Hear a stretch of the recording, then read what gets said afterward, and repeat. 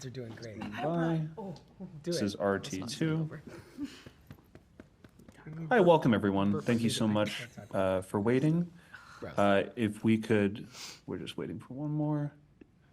Great, so to get started, we just ask that you please stay on mute until it's your turn to ask a question. On the first round of questions, please say your name and your outlet. And for those of you, if you could please not use the raise hand function, we have a set order and we'll get to you. So we'll start with Rebecca, please. Or Greg, rather. Can we do Greg? Thank you. Hello. Congratulations, you three, on all of it. It's wonderful to see what your characters experienced this season. So congrats. Thank you. So Thanks. Blue, you certainly have embodied one of the more historic roles in Trek history. So I'm curious if we can dive deep a little. What was one or two things, or one of the most interesting things you may have learned about yourself as a performer or as a person through playing this role? Oh, yeesh. There was a lot of self-discovery for me. Discovery during. I don't get it. Stop. There was a lot of self-discovery in the last 3-4 years that came from playing this role and working and living inside this universe that I was not expecting. I have always been somebody who always thought at every moment in time that I know myself really well, and I've year after year always thought that. And I think the last working, season 3, season 5, especially this period of my life, that has changed so drastically, and I'm so glad that it has. And I've been able to let go a little bit of control of wanting to, really know the intricacies of how I function. I think that this show helped me do that, helped me kind of open up my mind a little bit and kind of listen to myself, and having these people around me as my mentors and my friends also really helped me to do that. This experience has helped me grow in ways that I did not think that I could grow in. We're so proud of them, by the way. Oh, thank you. Thank you for that. Jamie, go ahead.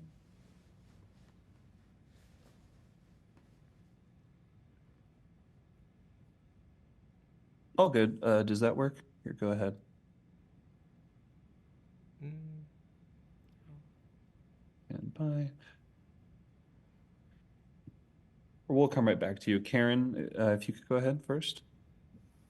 Goodbyes are so hard on the heart. I was just wondering what the vibe was like as you were filming these last episodes. Well, we didn't have the luxury of knowing that these were our last episodes when we were shooting them until they went back and reshot the coda. So I'll let them speak to that because I didn't get to be at the coda. I was off working somewhere else. But just so you know, we didn't know that. Yeah, it was interesting. Yeah, so when we thought we finished the season, we didn't know, and then we kind of found out after the fact. But we got the opportunity to come back and film some stuff to kind of really make it feel like a series finale. So the vibe was bittersweet, I would say, and like, I don't know, it's weird. Goodbyes aren't just hard, they're kind of like difficult to conceive of. Like, it doesn't feel real. You're like, well, we're back again, blah, blah, blah, man, when's lunch? You know what I mean? Like, it just, the most comfortable thing is to go to the quotidian, and the reality of it is kind of hard to conceive of when you've been working on something for 7 years like this. Even though like the stuff we were shooting was like hugging goodbye, Yeah. it still didn't feel real. We're still just joking around. Yeah. And like, I remember the last thing you do, like, usually when you wrap a season is you clap people out. And when they called my name, I was like smiling and being weird. And then I felt like tears and spit and snot just rocket out of my face. And I was just like, shit! And it was very spontaneous and weird. And that was the moment I think I accepted that it was over. I remember that very well, vividly. Really? Yeah, because it was Sonequa who said it, Oh too. my God, yeah. And Sonequa wrapped you out, and you just Goodbye. Goodbye.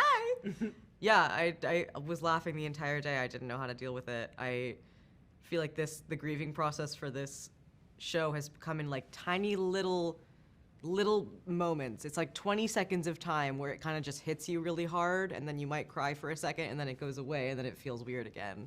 It's how I've experienced it since we wrapped. Even now, as you're asking that question, I'm like, oh yeah, it's over. Yeah. Like still realizing it. Yeah.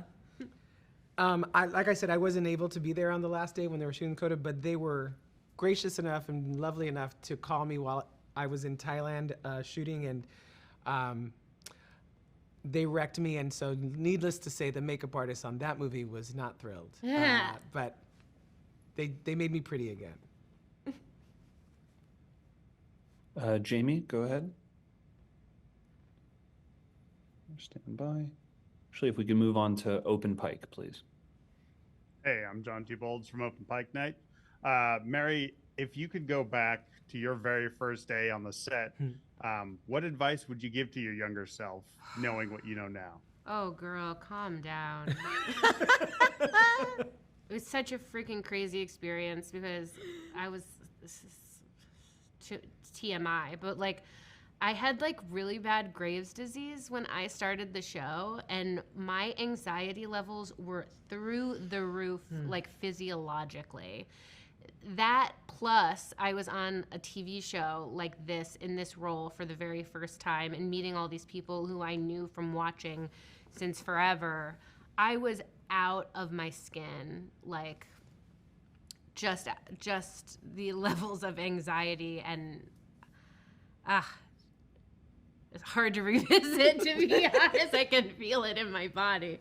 But yeah, I would just say, like, calm down. You're going to be okay. And You know what's interesting? maybe a hug. You know what's interesting is that whenever anybody asks you to speak to your younger self, at one point or another, we all say, it's going to be okay. And I wish we could just tell ourselves that now. Yeah, where's my older version of myself right. telling me in this you can moment be it's that going to be person. okay? You can be that person right now to yourself. No, I don't believe it. Sorry. See how Dr. Culver has taken over my... It's going to be okay. Jamie, go ahead. Wilson, what have you personally taken away from your time being on this series? And certainly you'll miss your time with this new family you've created. Well, first and foremost, yes, that is correct. I also know, having worked with Anthony Rapp for over 25 years, that goodbye is never goodbye, right? He's been a part of my life for this long. He will continue to be, and now all of these amazing people that I've shared this experience with will also be a part of my life. So I won't miss them. I'll miss the everyday interactions with them, but they'll be sick of me soon.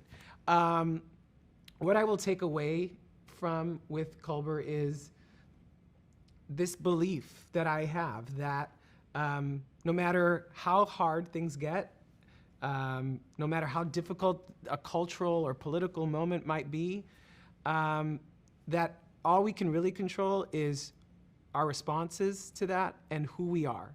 And like Culber, if our lives aren't working for us, it doesn't have to take your sudden death for you to help you realize that you can reinvent yourself at any given moment, that you can create the life that you deserve, the love that you deserve, the career that you deserve, just by choosing to do that.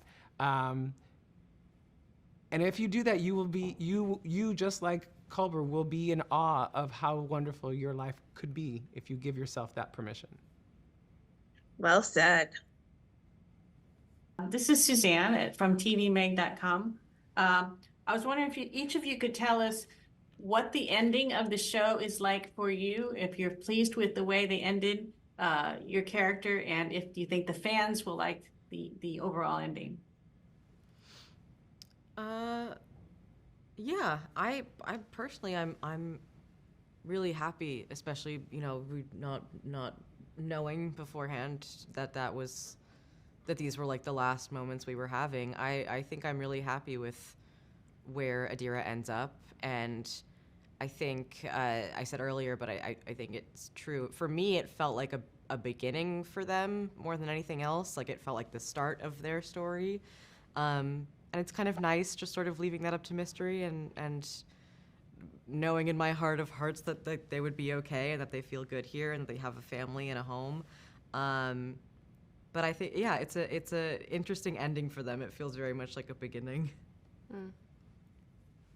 Yeah, I feel very satisfied with where Tilly ends up. Still on the path of being a teacher and figuring out how best to serve her students. Yes, I'm really happy with the fact that, despite not getting a couple more seasons to, which I thought we were going to have in order to realize the end of what I thought was going to be his arc, after watching it, I actually am thrilled that I kind of manifested where I wanted him to end up, which was really comfortable in his own skin and still in awe of the universe and all of these strange things that have happened to him that he has now allowed the mystery of to exist, right? That not everything needs an answer, that sometimes it's okay for mysteries to exist, and that's just part of life. For a control freak like Hugh Culber, that's a lot. Thank you. And Veronica, please. So you've been through so much. Your characters have been through so much, and you're really very inspirational for so many people. What would you say if you were? I mean, it's 5 seasons, but if there's one moment that stands out for you, like what is your proudest moment for your character? What are you proudest about? I guess my proudest moment off the top of my head is kind of the way Tilly tried to protect and take care of the students she brought on the Ice Moon, one of whom was my sweet friend, Adira. And how that reshaped her understanding of what she wanted to do and what gave her life purpose and what would, continue to feed her as she went on. She was like shooting at a monster and running and rolling and stuff. Protect those kiddos. Love it. I honestly, my problem is trying to narrow it down to one. There's a moment at the end of season 2 when Paul is literally dying on the bed in front of me, and we are making our way 900 years into the future, and Hugh has made a choice to stay in this relationship, to stay on this ship with this crew and go out into the future, this unknown future. But the decision to stay and to love this man and to continue to be a doctor, and then in season 3 to become the counselor on the ship, is his way of really claiming his life and responsibility for it, and his need to create the life that he feels he deserves. And for me, it's that moment when he's saving his husband's life that we really get to see that choice happen. I think I feel similarly that it feels like paring down to like pick one is difficult. I